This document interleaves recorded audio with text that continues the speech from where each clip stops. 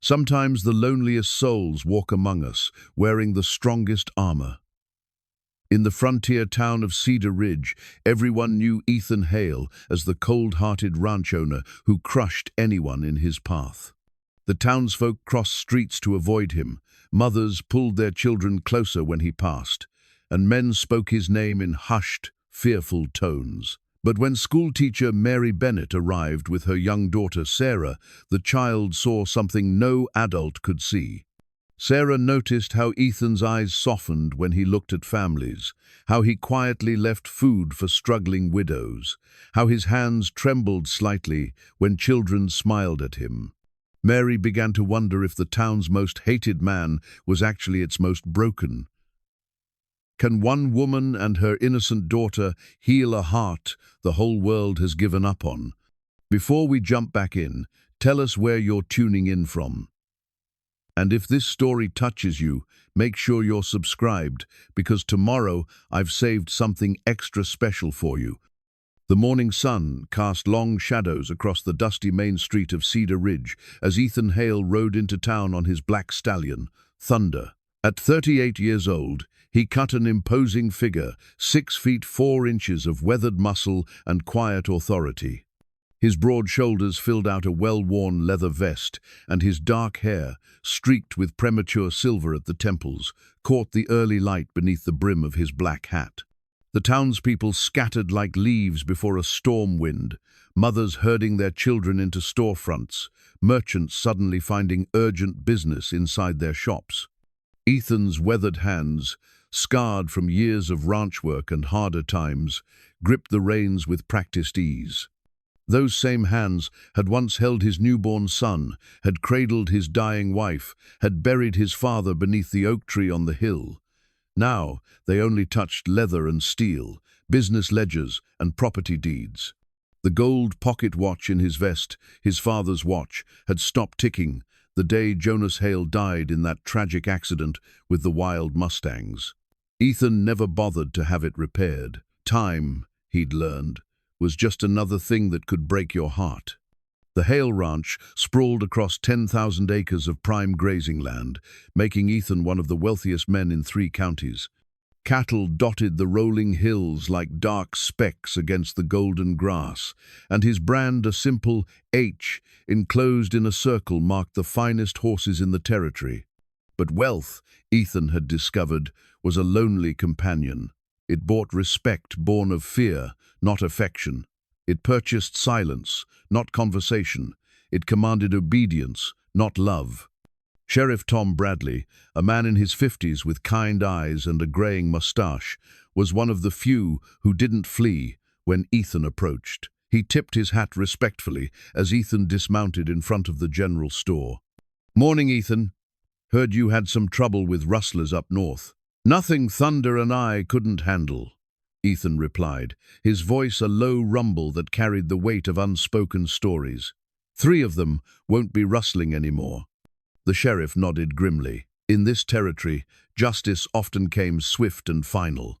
"Town's got some news you might be interested in. We're getting a new schoolteacher, young widow from back east, coming in on today's stage with her little girl." Ethan's jaw tightened almost imperceptibly. Children meant laughter, and laughter meant memories he'd buried deep. "Widow, you say?" "Mary Bennett. Lost her husband to consumption last winter. Heard she's got teaching credentials from one of those fancy Eastern schools. Lord knows, we need someone who can actually teach these youngsters to read and cipher properly." Before Ethan could respond, the thunder of hoofbeats and the rattle of wheels announced the arrival of the weekly stagecoach. The driver, old Pete Morrison, pulled the team to a halt in a cloud of dust and profanity. Ethan found himself rooted to the spot as the door opened and a woman stepped down. Mary Bennett was not what he'd expected. She stood perhaps 5 feet 6 inches, with auburn hair pinned neatly beneath a modest blue bonnet. Her traveling dress, though simple and practical, couldn't hide the gentle curves of her figure or the natural grace with which she moved. But it was her face that captured Ethan's attention, heart-shaped and lovely, yes, but marked by a quiet strength that spoke of trials endured and overcome. Her green eyes held a depth of compassion that made his chest tighten with unfamiliar emotion. A small figure bounded from the coach behind her, a girl of perhaps 7 years, all golden curls and bright curiosity. The child's blue dress was travel-worn but clean, and she clutched something against her chest as she gazed wide-eyed at the frontier town that would be her new home. "Sarah, stay close," Mary said gently, her voice carrying a melody that seemed to soften even the harsh angles of Cedar Ridge's weathered buildings. "Yes, Mama," the little girl replied, but her attention had already been captured by the imposing figure of Ethan Hale. Where adults saw danger, young Sarah saw something else entirely. She tugged on her mother's skirt and whispered, "Mama, look at the giant cowboy. He looks sad." Mary followed her daughter's gaze and found herself looking directly into Ethan's dark eyes. For a moment that seemed to stretch like the vast Montana sky, neither moved. Ethan felt something stir in his chest, a warmth he'd thought permanently extinguished. Mary felt her breath catch at the unexpected vulnerability she glimpsed beneath his stern exterior. The moment shattered when Mrs. Patterson, the store owner's wife, bustled forward with forced cheerfulness. "You must be Miss Bennett. I mean, Mrs. Bennett. Welcome to Cedar Ridge. I'm Martha Patterson. We're so grateful to finally have a proper teacher for our children." As the women exchanged pleasantries, Ethan noticed how the other townspeople kept their distance, shooting nervous glances in his direction. He was about to mount Thunder and ride away when disaster struck in the form of a runaway chicken. The bird, apparently escaping from someone's coop, came squawking and flapping directly toward Mary and Sarah. The little girl, startled by the commotion, stepped backward into the street, directly into the path of a freight wagon whose driver was fighting to control his spooked horses. Ethan moved without thinking, his body responding with the fluid grace of a man accustomed to life-or-death decisions. In 3 long strides, he swept Sarah up in his arms, her small body light as a feather against his chest. The wagon thundered past, close enough that the wind from its passage stirred the dust around them. For a heartbeat, father and child held each other, one remembering what it felt like to protect innocence, the other sensing a gentleness hidden beneath rough exterior. Sarah's small hand came up to touch his face, her finger tracing the scar that ran from his left temple to his jaw. "You have kind eyes," she said simply, her voice carrying the uncomplicated honesty that only children possess. Ethan's throat worked soundlessly. When he finally found his voice, it came out rougher than usual. "Are you hurt, little one?" "No, sir. Thank you for saving me." She paused, studying his face with the intense concentration of youth.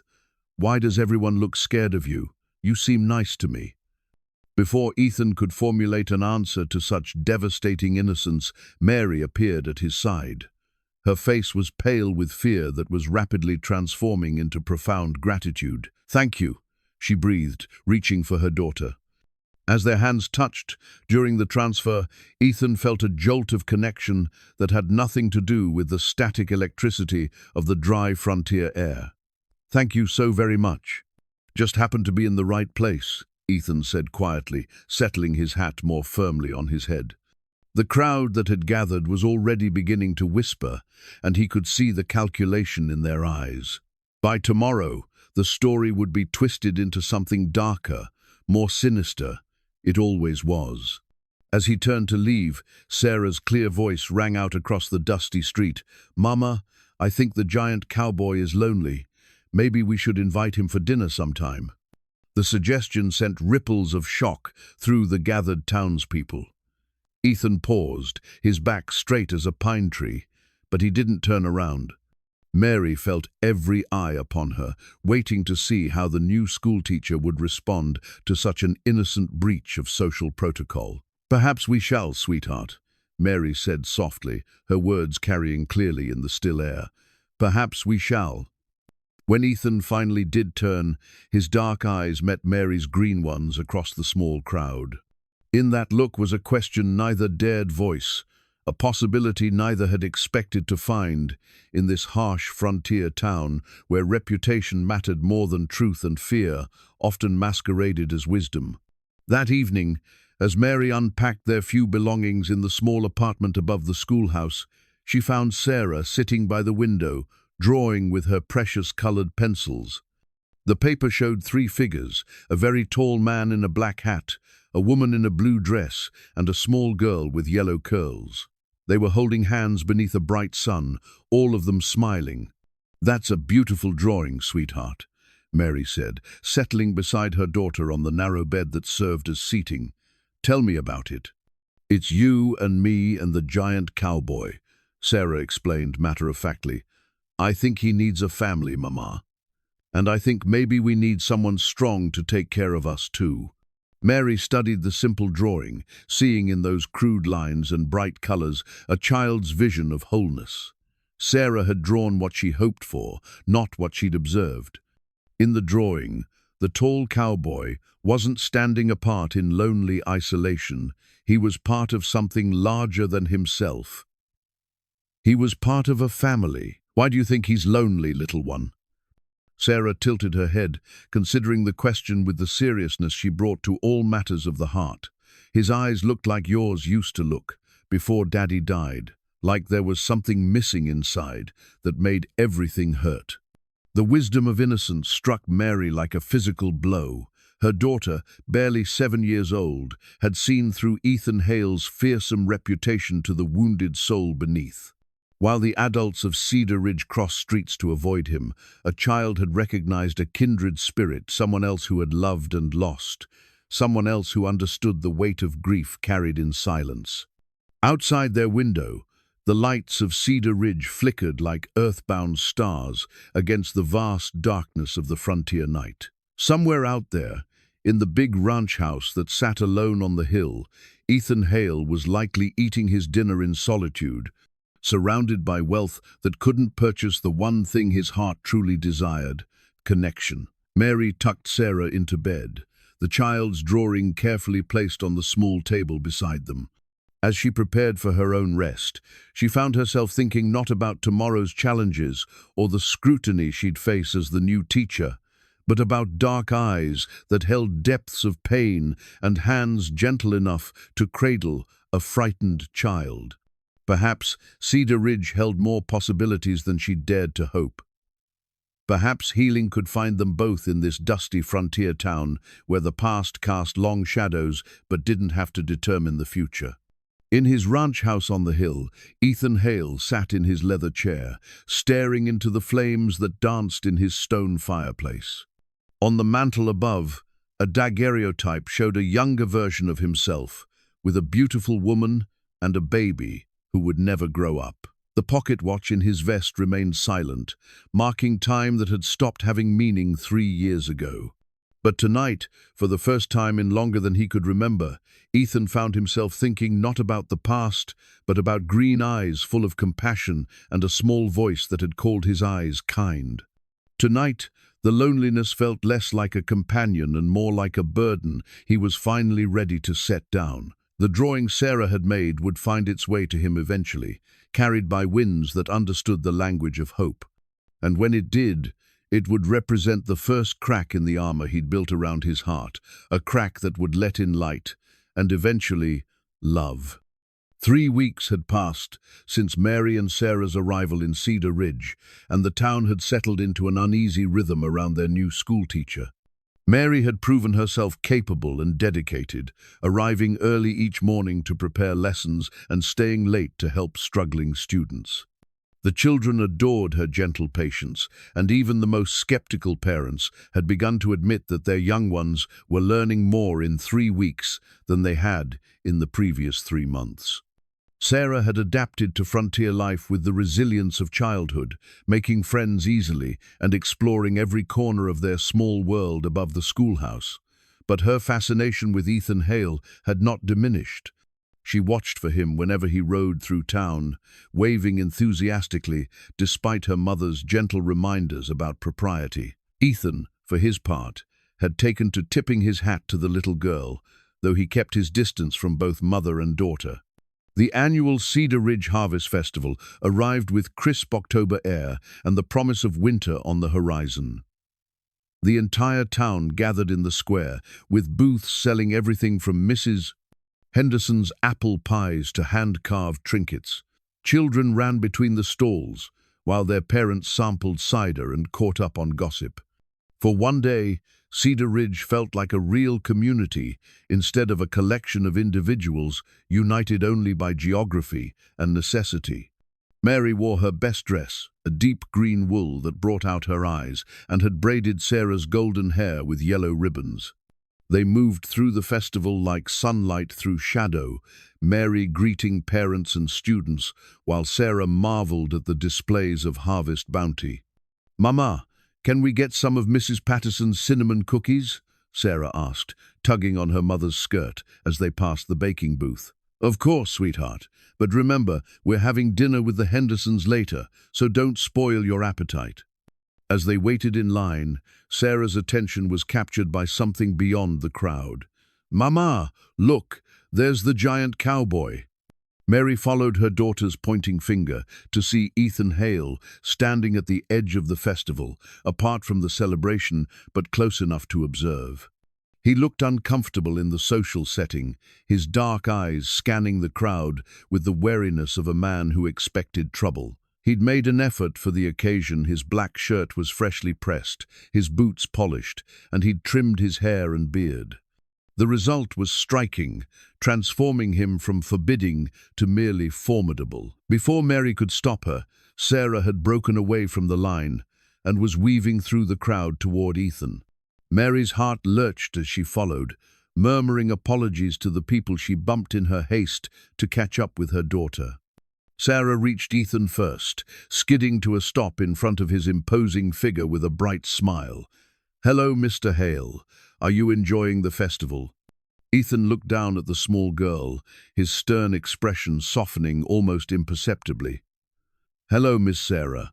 You look very pretty today." "Thank you. Mama braided my hair special. Are you going to try the games? I heard there's a contest to see who can throw horseshoes the farthest, and I bet you'd win." Before Ethan could respond, Mary arrived breathless and flustered. "Sarah, you can't just run off like that." "I'm sorry, Mr. Hale. She's still learning frontier manners." "No harm done, Mrs. Bennett. Your daughter has more courage than most adults in this town." Their conversation was interrupted by a commotion near the apple-bobbing station. A group of older boys had cornered young Tommy Wilson, a shy 8-year-old whose father worked as a clerk in the bank. The boys were taunting him about his worn clothes and second-hand boots, their voices carrying the casual cruelty that children sometimes wielded like weapons. "Look at Tommy's shoes," jeered Billy Morrison, the blacksmith's son. "I bet they've got holes big enough to catch fish." Sarah's face clouded with indignation. Without a word, she marched toward the group, her small fists clenched at her sides. "You leave Tommy alone. There's nothing wrong with his shoes." "Mind your own business, schoolmom's daughter," Billy sneered. "Just because your ma teaches school doesn't make you special." The confrontation escalated quickly. Billy shoved Sarah, sending her stumbling backward. She regained her balance, but in doing so, stepped too close to the edge of the festival grounds, where the land dropped away into a steep ravine that led to Miller's Creek. The autumn rains had made the edge unstable, and as Sarah stepped back to avoid another push, the ground crumbled beneath her feet. Mary's scream pierced the festival noise as her daughter disappeared from sight, sliding down the muddy slope toward the rocky creek below. Panic seized the crowd as people rushed to the edge, but the slope was too steep and slick for safe rescue. "Someone get a rope," Sheriff Bradley shouted, but even as he spoke, a dark figure was already in motion. Ethan Hale moved with the fluid grace of a man accustomed to danger. Without hesitation, he swung down over the edge of the ravine, his boots finding purchase on roots and rocks as he half climbed, half slid toward where Sarah lay motionless beside the creek. She had struck her head on a fallen log during the tumble, and blood trickled from a gash on her forehead. "Sarah!" Mary's voice carried down to them, raw with terror. "She's alive!" Ethan called back, his hands moving carefully over the child's small form to check for broken bones. Sarah stirred at his touch, her blue eyes fluttering open to focus on his face. "Giant Cowboy?" she whispered, confusion clouding her voice. "Did I fall?" "You did, little one, but you're going to be fine. Can you move your arms and legs for me?" Sarah wiggled her fingers and toes, wincing as the movement sent pain through her bruised body. "Everything hurts, but I can move. Are you going to carry me out of here?" "That's exactly what I'm going to do." Ethan gathered her carefully in his arms, cradling her against his chest like precious cargo. Sarah's head lolled against his shoulder, and he could feel the warm dampness of blood seeping through his shirt.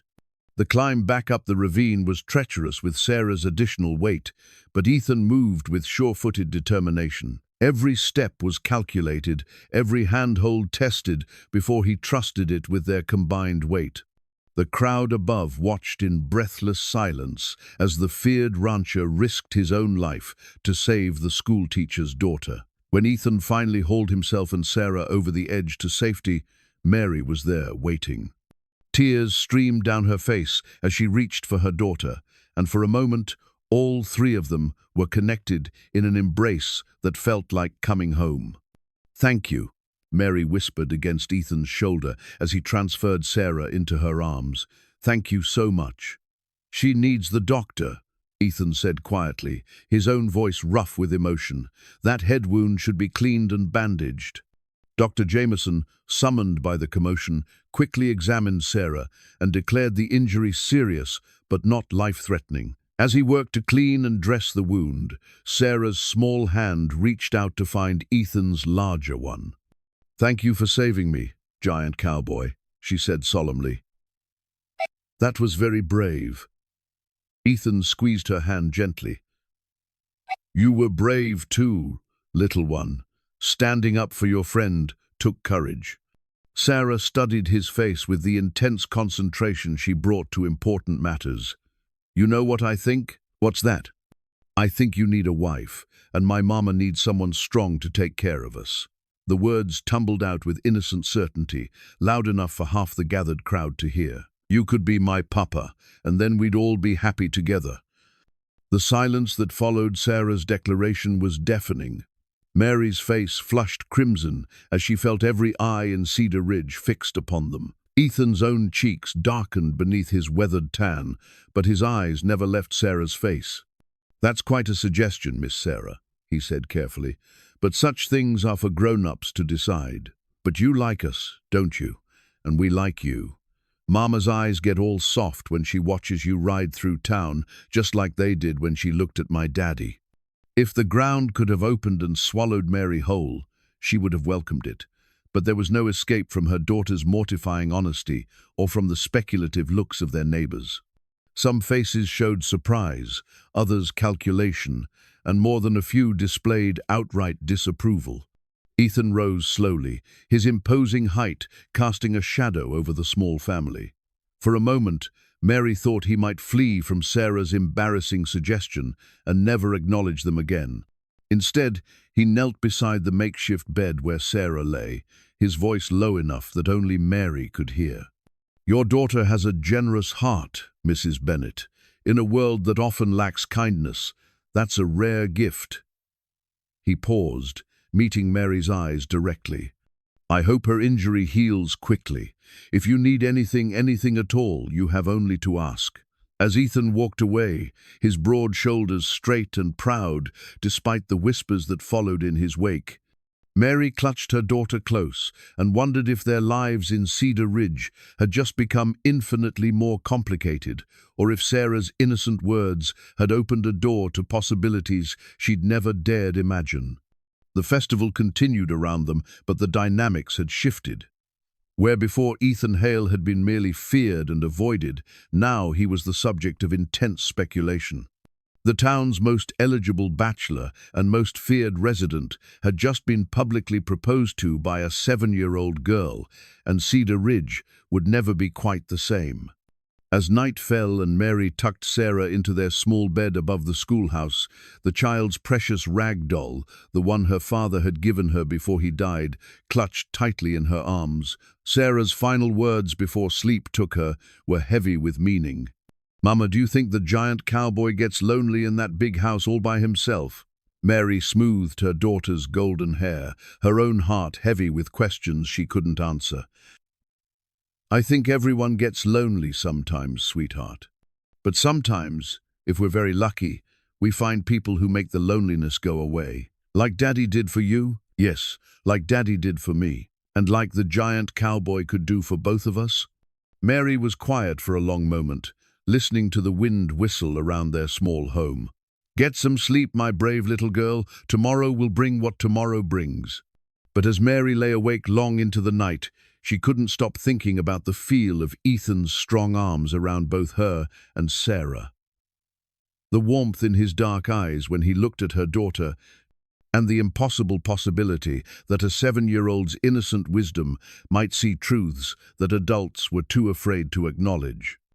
The week following Sarah's accident brought an unexpected shift in the rhythm of Cedar Ridge. Where once Ethan Hale's presence had been met with hasty retreats and averted eyes, now people watched him with a mixture of curiosity and grudging respect. The image of the feared rancher risking his life to save a child had planted seeds of doubt about his supposed heartless nature. Mary noticed the change most acutely. Parents, who had previously offered only polite nods, now lingered after school to chat about their children's progress. Mrs. Henderson, the baker's widow, had stopped by twice with fresh bread, and even stern-faced Reverend Phillips had complimented her handling of the older boy's Sunday school lesson.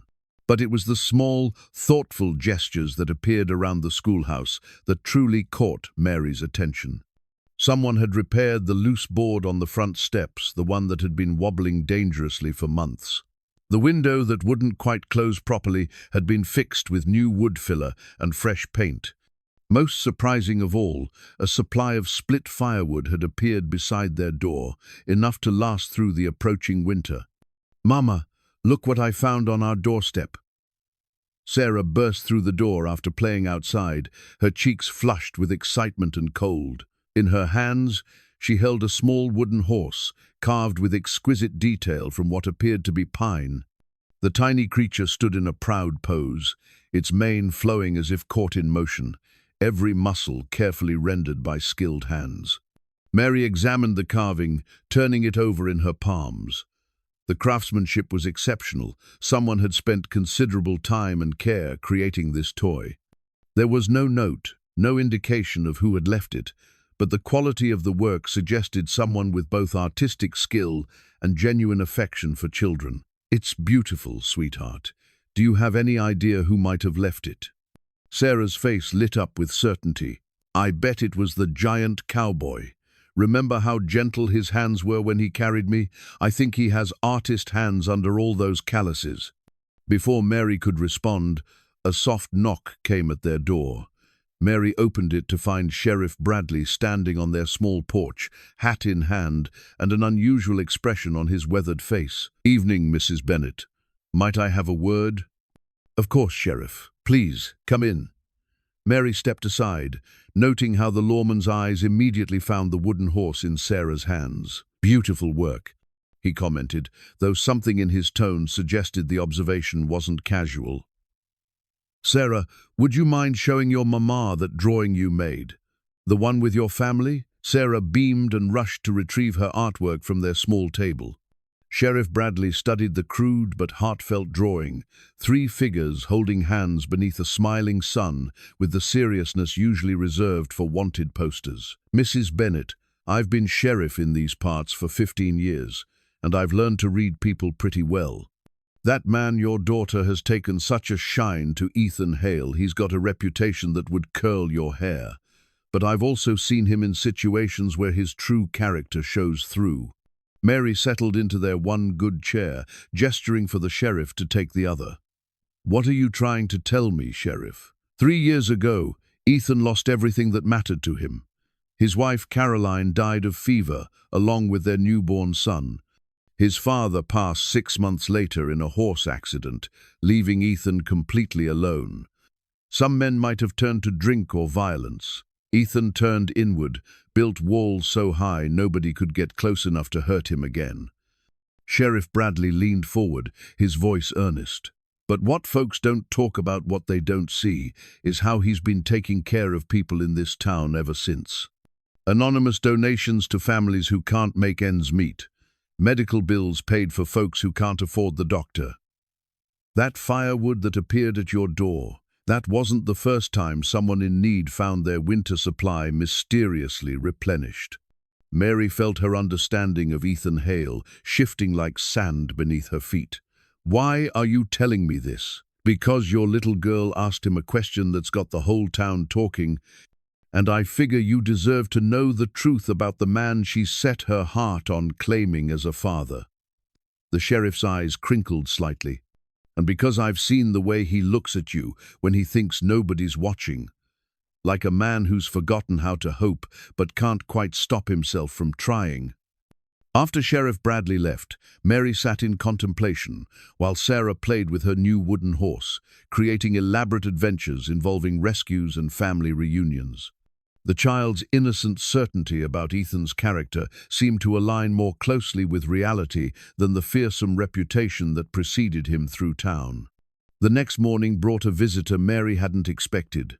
Clayton Morris arrived at the schoolhouse, driving an elegant carriage that looked distinctly out of place on Cedar Ridge's dusty streets. He was a handsome man in his early 40s, impeccably dressed in Eastern fashion, with silver-streaked hair and the confident bearing of someone accustomed to getting his way. "Mrs. Bennett, I presume. I'm Clayton Morris, owner of the Morris Trading Company. I've recently established interests in Cedar Ridge and thought it appropriate to introduce myself to our new educator."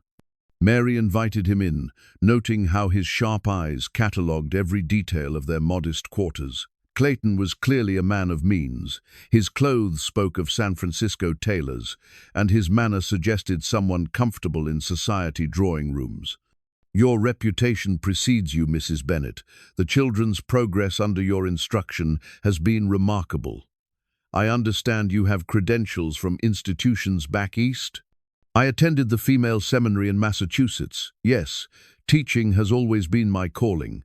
Mary found herself slightly uncomfortable under his intense scrutiny, though she couldn't pinpoint why. A woman of education and refinement is a rare treasure on the frontier. I imagine the isolation must be difficult for someone of your background. Before Mary could respond, Sarah bounded in from outside, her dress dirty from play and her hair escaping its braids. She stopped short at the sight of the well-dressed stranger, instinctively moving closer to her mother. "And this must be the famous Sarah," Clayton said, his smile not quite reaching his eyes. "I heard about your recent adventure. Quite fortunate that Mr. Hale happened to be nearby." Something in his tone when he mentioned Ethan made Mary's protective instincts sharpen. "Mr. Hale was very brave. He saved my daughter's life." Indeed, though one does wonder what motivates such heroics. Men like Hale rarely act without self-interest.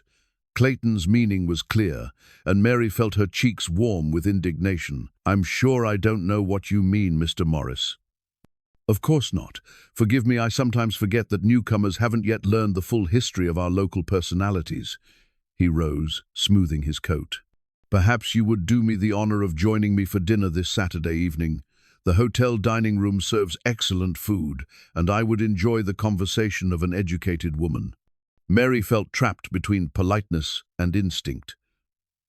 Clayton Morris was clearly a gentleman, successful and refined, exactly the sort of man her parents would have approved of. Yet something about him left her cold. While Ethan Hale's quiet presence had begun to warm places in her heart, she'd thought permanently frozen. "That's very kind, Mr. Morris, but I couldn't leave Sarah." "Nonsense. I'm sure arrangements could be made. A woman of your obvious quality deserves better than eating alone above a schoolhouse." His persistence had an edge to it that made Mary increasingly uncomfortable. "Thank you for the invitation. Perhaps another time." After Clayton left, Mary found herself comparing his polished courtesy with Ethan's rough honesty. Where Clayton's attention felt calculated, Ethan's rare smiles seemed genuine. Where Clayton spoke of her quality as if she were livestock to be appraised, Ethan had looked at her as if she were a woman worthy of respect. That evening, as Mary prepared their simple dinner, Sarah played with her wooden horse on their small table. The child had named him Thunder after Ethan's stallion and created elaborate stories where the tiny horse rescued other toys from various disasters. "Mama, do you think Mr. Hale gets lonely eating dinner by himself every night?" Mary paused in her stirring, considering her daughter's question. "I imagine he might, sweetheart. Why do you ask?" "Because I was thinking if we invited him for dinner, he wouldn't be lonely, and we wouldn't be alone either. And maybe he could tell us stories about his ranch and the horses." The simple wisdom of childhood struck Mary anew. While adults complicated relationships with social expectations and past hurts, children saw only the essential truth. Lonely people needed each other, and kindness was always the right choice. "That's a very thoughtful idea, Sarah. Perhaps we should consider it." As mother and daughter shared their modest meal, neither noticed the figure on horseback that had paused at the edge of town, watching their lighted window with an expression of longing that would have answered all of Sarah's questions about loneliness and the healing power of connection. The invitation came on a Thursday morning, delivered by Sarah herself, with the fearless determination that only children possess. Mary had been working at her desk, preparing lessons for the following week, when her daughter announced she was going to invite Mr. Hale for Sunday dinner. "Sarah, you can't just march up to a man like that and—" But her words fell on empty air. Sarah had already slipped out the door, her small figure determinedly heading toward the general store where Ethan's black stallion stood tied to the hitching post. Mary's heart lurched as she realized her 7-year-old daughter was about to approach the most intimidating man in 3 counties with a dinner invitation. By the time Mary reached the store's entrance, Sarah had already cornered her target. Ethan stood beside Thunder, adjusting the saddle, when the little girl appeared at his elbow like a golden-haired apparition. "Mr. Hale, I have something very important to ask you." Ethan looked down at the child, his stern features softening as they always did in her presence. "What's that, Miss Sarah? Would you like to come to dinner at our house on Sunday? Mama makes the best chicken and dumplings in the whole world, and I promise to use my best manners." She paused, then added with devastating honesty, "And I think you might be lonely eating by yourself all the time." Mary watched from the doorway as several emotions played across Ethan's weathered face: surprise, longing, and finally, careful restraint. His dark eyes found hers over Sarah's head, and in that gaze she saw a question that made her breath catch. "That's very kind of you, Miss Sarah, but I'm not sure." "Please?" Sarah's blue eyes were wide with hope. "I want to show you my drawings, and Mama could use some help reaching the high shelf in our pantry. You're very tall." A smile tugged at the corner of Ethan's mouth, despite his obvious internal struggle.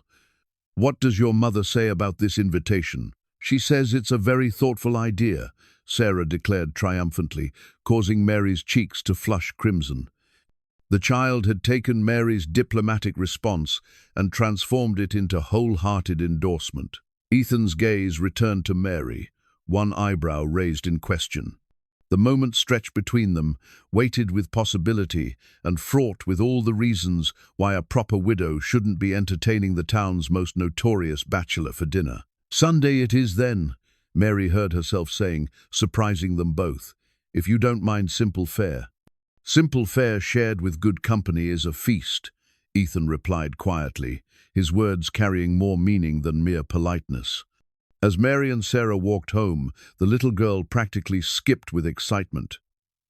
"This is going to be wonderful, Mama. You'll see, Mr. Hale just needs someone to be kind to him." Mary hoped her daughter was right, even as she wondered what she'd gotten them into.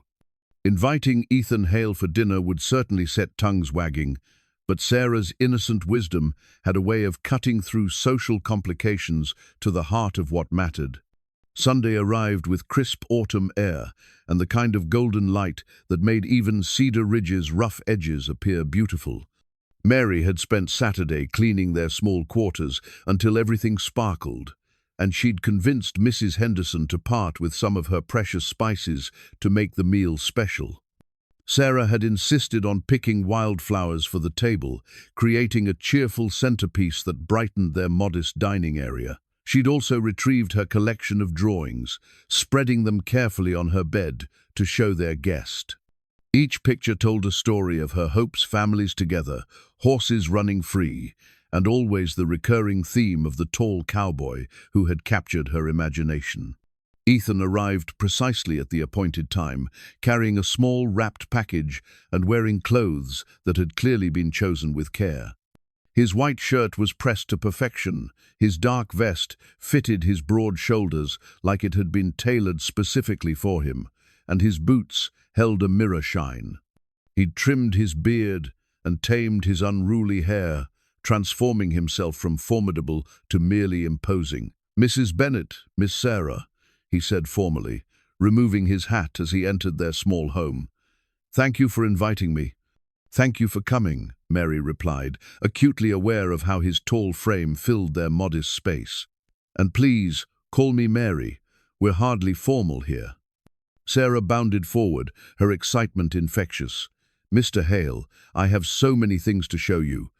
But first, Mama says I should ask about your ranch. Do you really have 100 horses?" "Not quite 100, Ethan said, his rare smile appearing. "But enough to keep me busy. And I brought something for you." He handed Sarah the wrapped package, which she tore open with delighted enthusiasm.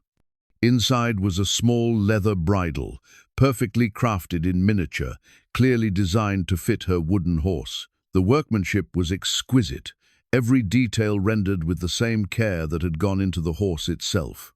"You made Thunder's bridle," Sarah exclaimed, immediately fetching her wooden horse to try the gift. "It's perfect. Look, Mama, now he's a real cowboy horse." Mary watched Ethan's face as Sarah played with his gifts, seeing the gentle pleasure he took in the child's joy. This was not the cold, ruthless man Cedar Ridge whispered about. This was someone who spent his evenings carving toys for a little girl who had shown him kindness. Dinner conversation flowed more easily than Mary had dared hope. Ethan possessed a dry wit that emerged once he relaxed, and his stories of ranch life captivated Sarah while revealing depths Mary hadn't expected. He spoke of his horses with genuine affection, described the changing seasons on the rangeland with the eye of a poet, and listened to Sarah's chatter with the patience of a devoted father. "Tell me about your family, Mr. Hale," Mary said during a lull in Sarah's monologue about school. "Sheriff Bradley mentioned you lost your father recently." Ethan's expression grew somber. "Jonas Hale was the finest man I ever knew. Built our ranch from nothing, taught me everything about horses and land, and being honorable in your dealings. He died trying to save a stallion that had gotten tangled in wire the horse lived, but Dad took a kick that." He paused, his jaw working. "It was what he would have wanted, dying to save one of his animals." "And your mother?" "Died when I was 12. Consumption took her, same as it took your husband. I understand." His dark eyes met hers with compassion. "I'm sorry for your loss, Mary. A woman like you deserves better than grief."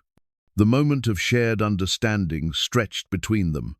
Two people who had learned too young that life could take away everything you loved without warning. Sarah, sensing the adult emotion flowing around her, climbed into Mary's lap and spoke with the wisdom that sometimes emerged from her innocent heart. "My mama says that when people die, they watch over us from heaven. So your papa and my papa are probably friends up there, making sure we're all okay down here." Ethan's eyes misted slightly at the child's simple theology. "I think you might be right about that, Miss Sarah." After dinner, Sarah insisted on showing Ethan every one of her drawings. He examined each one with the seriousness due great art, asking questions about her choices and praising her creativity. When they reached the drawing of the three figures holding hands, he studied it for a long moment. "That's you and me and Mama," Sarah explained helpfully. "We're a family in that picture. Do you like it?" "It's beautiful," Ethan said quietly. "The most beautiful thing I've seen in a very long time." As evening settled over Cedar Ridge, Ethan reluctantly prepared to leave. Sarah insisted on walking him to the door, her small hand tucked trustingly into his large one. "Will you come back soon?" she asked. "Maybe next Sunday too?" Ethan glanced at Mary, who nodded almost imperceptibly. "If your mother doesn't mind having a rough cowboy at her table again." "Mama doesn't think you're rough," Sarah announced with devastating honesty. "She thinks you're kind and sad and probably very lonely. She told Mrs. Henderson that some people just need extra love to heal their hearts." Mary felt her face flame with embarrassment, but Ethan's expression was unreadable as he processed Sarah's innocent revelation. He knelt to the child's level, his voice gentle. "Thank you for today, Miss Sarah. It's been a long time since I've felt." He paused, searching for words. "Since I've felt welcome anywhere." "You're always welcome here," Sarah declared with the absolute certainty of childhood. "Because you're family now."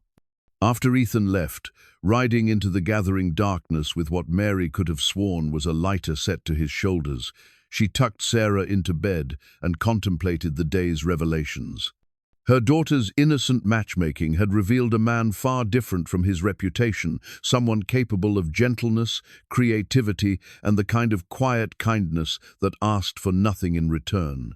As Mary prepared for sleep, she touched the worn leather binding of her late husband's teaching Bible, a tangible reminder of her previous life and the love she'd lost. The pressed flowers between its pages, violets from their wedding bouquet, had faded but not disappeared, much like her memories of their life together. Perhaps, she thought as sleep claimed her, there was room in her heart for more than one kind of love. Perhaps Sarah's innocent wisdom about healing and second chances was exactly the truth they all needed to hear. November arrived with the first hard frost and an unexpected visitor who would change everything. Mary had just finished her morning lessons when she heard Clayton Morris's familiar carriage approaching the schoolhouse. But this time, he wasn't alone. An elegantly dressed woman stepped down from beside him, her city clothes and imperious bearing marking her as clearly out of place in frontier Cedar Ridge. "Mrs. Bennett," Clayton called out, his voice carrying more authority than usual. "I'd like you to meet Mrs. Victoria Ashford, president of the Ladies' Educational Society of San Francisco. She's conducting an evaluation of frontier schools for the territorial government." Mrs. Ashford was a woman in her 50s, silver-haired and sharp-eyed, with the kind of rigid posture that spoke of Eastern finishing schools and unwavering convictions about propriety. She surveyed the modest schoolhouse with barely concealed disdain. "Mr. Morris has told me quite a lot about your situation here, Mrs. Bennett. I understand you've been associating with some rather questionable elements of the community." Mary felt her spine stiffen at the woman's tone. "I'm not sure I understand what you mean, Mrs. Ashford." "Come now, my dear. In a town this small, everyone knows everything. Your Sunday dinners with Ethan Hale have become quite the topic of conversation. Such associations reflect poorly on the moral standards we expect from our educators." The words hit Mary like a physical blow. She'd known that her growing friendship with Ethan would cause gossip, but she hadn't realized it had reached official attention. Clayton Morris stood behind Mrs. Ashford with an expression of false sympathy that made Mary's stomach turn. "Mrs. Bennett is new to our community," Clayton said smoothly. "I'm sure she simply didn't understand the implications of her actions. With proper guidance, I'm confident she can maintain the standards of respectability we require." "Indeed," Mrs. Ashford replied, her gaze cataloguing every detail of Mary's appearance as if taking inventory. "Mr. Morris has spoken quite highly of your teaching abilities, Mrs. Bennett. He's even suggested that, with the right influences, you might be suitable for a position in a more civilized location. San Francisco has several excellent schools that would benefit from a teacher of your credentials." Mary's mind reeled. The offer was clearly intended as both carrot and stick: abandon her association with Ethan and be rewarded with a prestigious position, or continue the friendship and face professional consequences. I appreciate the interest, Mary said carefully, but Cedar Ridge is our home now. Sarah and I are quite content here. Mrs. Ashford's expression grew colder. Contentment is admirable, my dear, but we must also consider the moral education of the children in your care.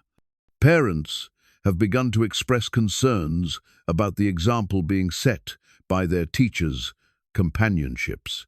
That evening, Mary paced their small quarters while Sarah played with her wooden horse, blissfully unaware of the storm clouds gathering around their family.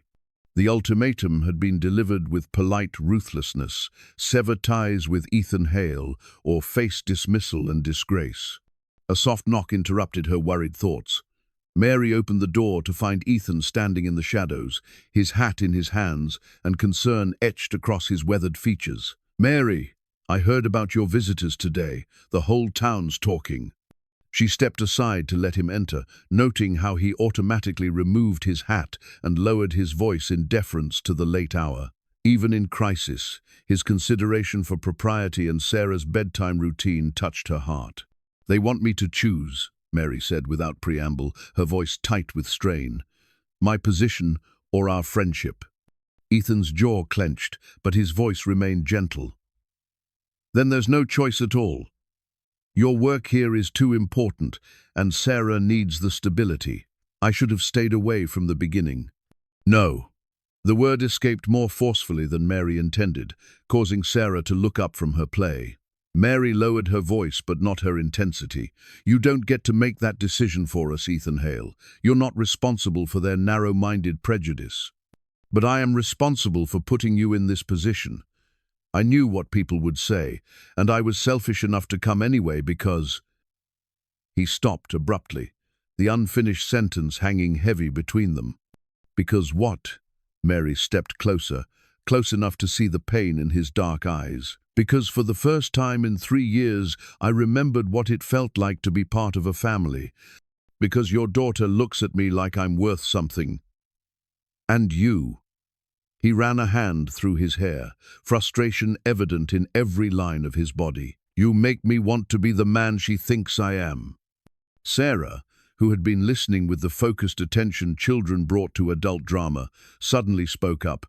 "Mr. Hale, are the mean people trying to make you go away?"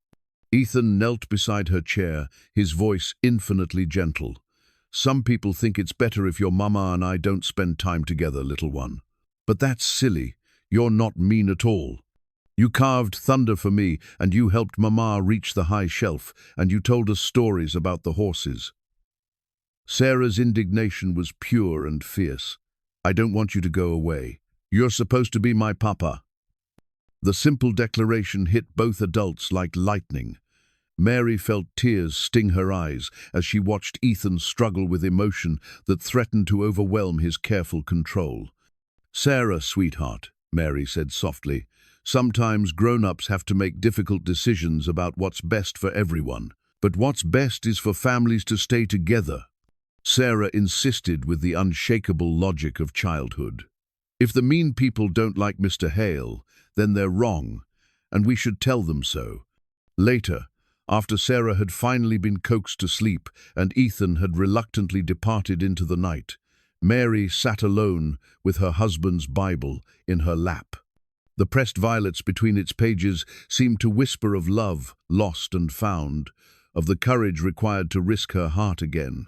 She thought about the journal she'd discovered in Ethan's saddlebags during one of his visits, leather-bound pages filled with his private thoughts about his late wife and son. She'd only glimpsed a few lines before shame at her accidental intrusion made her look away. But those brief words had revealed the depth of his capacity for love and the magnitude of his loss. The journal had fallen from his coat when he'd hung it on their chair, and Mary had only meant to return it discreetly. Instead, she'd seen her own name written in his careful handwriting. Mary's laugh reminds me that joy can exist alongside grief. Sarah's trust makes me believe I might deserve a second chance at being worthy of someone's love. The discovery had shaken her to her core, revealing feelings Ethan was too honorable to voice and too cautious to act upon. Here was a man who had loved completely, lost everything, and found the courage to open his heart again despite the certainty that love meant vulnerability to devastating pain. The next morning brought another complication in the form of a town council meeting. Mary arrived at the schoolhouse to find a formal notice posted on her door, summoning her to appear before the council that very evening to address concerns regarding moral fitness and community standards. The day passed in a blur of distracted lessons and worried glances from her students, who sensed their teacher's distress even if they couldn't understand its source. Several parents arrived early to collect their children, their faces wearing expressions of embarrassment and regret that suggested they'd been pressured into taking sides in a conflict not of their making. Mrs. Henderson, the kindly baker's widow, lingered after the other parents had gone. "Mary, dear, I want you to know that not everyone in this town has lost their minds. What you and Miss Hale have found together, friendship, companionship, whatever you want to call it, it's a beautiful thing. Don't let fearmongers and social climbers destroy something precious. But my position will survive if you have the courage to fight for what's right. That man has been alone too long, and you've been carrying grief that's too heavy for one person. Sometimes God puts people in our lives not to make things easier, but to make them worthwhile." That evening, Mary faced the town council with Sarah holding her hand and Ethan conspicuously absent, though she suspected he was nearby, respecting her need to fight this battle on her own terms while ready to support her if needed. Clayton Morris presided over the meeting with Mrs. Ashford at his right hand, their alliance now clearly revealed. The charges were presented with bureaucratic precision, associating with unsuitable company, setting a poor moral example, and failing to maintain the standards of respectability expected of an educator. "Mrs. Bennett," Clayton said with false sympathy, "we all recognize your dedication to the children's education. No one questions your teaching abilities. But surely you understand that a teacher must be above reproach in all aspects of her life." Mary stood slowly, Sarah's small hand warm in hers, and spoke with a clarity that surprised even herself. "Gentlemen, you speak of moral standards and respectability as if they were the same thing. But I've learned that true moral character isn't about avoiding gossip or maintaining appearances. It's about kindness, courage, and the willingness to see the best in others, rather than assuming the worst." She paused, gathering strength from her daughter's unwavering faith and the memory of Ethan's gentle hands crafting toys for a child who believed in his goodness. "Ethan Hale saved my daughter's life, has shown nothing but respect and courtesy to our family, and has demonstrated the kind of quiet generosity that builds communities rather than dividing them. If associating with such a man makes me unfit to teach your children, then perhaps this town needs to examine its own moral compass." The silence that followed was deafening, broken only by Sarah's clear voice. "My mama is the best teacher in the whole world, and Mr. Hale is the kindest man I know. If you send us away, you'll be very sorry." As Mary waited for the council's decision, she realized that regardless of the outcome, she had found something more valuable than professional security. She had found the courage to fight for love, and that was worth any sacrifice. The council's decision came 3 days later, delivered by Sheriff Bradley, with an expression that mixed sympathy with professional duty. Mary was to retain her position, but under strict conditions. No further social contact with Ethan Hale, compliance with a monthly review of her conduct, and acceptance of Mrs. Ashford as a permanent advisor to ensure proper moral guidance. Mary held the official document in hands that trembled slightly, reading the terms that would allow her to keep her livelihood at the cost of her heart. Sarah sat beside her on their small bed, the silver locket that had belonged to Mary's first marriage heavy against her throat, a tangible reminder of love lost and the fear of losing love again. "What does it mean, Mama?" Sarah asked, though her young face suggested she already understood more than any 7-year-old should have to. "It means we can stay in Cedar Ridge, but Mr. Hale can't visit us anymore." Sarah's blue eyes filled with tears that she valiantly tried to hold back. But that's not fair. He didn't do anything wrong. We didn't do anything wrong. Mary gathered her daughter close, her own heart breaking at the injustice of it all. Sometimes, sweetheart, life isn't fair. Sometimes good people get hurt because other people are afraid or jealous or just plain mean. Are you going to tell Mr. Hale? Before Mary could answer, a soft knock came at their door. Both mother and daughter knew instinctively who it would be. Ethan had a way of appearing whenever they needed him most, as if some invisible thread connected their hearts across the distance. Mary opened the door to find him standing in the evening shadows, his hat in his hands, and concern etched in every line of his weathered face. He took one look at the document still clutched in her fingers and understood without words what had transpired. "May I come in?" Mary nodded, stepping aside to let him enter their small sanctuary one last time. Sarah immediately ran to him, wrapping her small arms around his legs in a fierce hug that spoke louder than any words. "Mr. Hale, they're making you go away, aren't they?" Ethan knelt to her level, his large hands gentle as they framed her small face.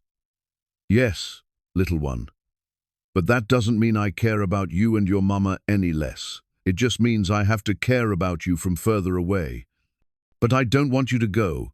You're supposed to be my papa, remember? I drew it in the picture." Ethan's voice grew rough with suppressed emotion. "Sarah, there are some things in this world that are more important than what we want. Your mama's work here is one of those things. She helps children learn and grow, and that's too important to lose because of me. But what about our dinners? What about the stories? What about?" Sarah's voice broke as the full reality of their situation hit her young heart. "I'll always remember our dinners," Ethan said softly, "and I'll always remember your stories and your drawings and the way you made me feel like maybe I was worth something after all." Mary watched this heartbreaking farewell with tears streaming down her face, her hand unconsciously moving to the silver locket at her throat. Inside were miniature portraits of her and her first husband on their wedding day, young faces full of hope and certainty that love would conquer all obstacles. Now she understood that sometimes love meant sacrifice, even when that sacrifice felt like it might destroy you. "Ethan," she said quietly, would you take a walk with me? Sarah, sweetheart, can you stay here for just a few minutes while Mr. Hale and I talk?" Sarah nodded reluctantly, settling onto their bed with her wooden horse clutched tightly in her arms. Mary and Ethan stepped out into the crisp November evening, their breath forming small clouds in the cold air. They walked in silence toward the edge of town, where the lights of Cedar Ridge gave way to the vast darkness of the frontier. Finally, Mary found the courage to speak the words that had been burning in her heart. "I don't want to lose you. You have to. Your work here matters too much, and Sarah needs the stability. I won't be the reason you lose everything you've built. But what if everything I've built doesn't mean anything without you in it?" The words tumbled out before Mary could stop them, raw and honest and terrifying in their vulnerability. Ethan stopped walking, turning to face her in the moonlight.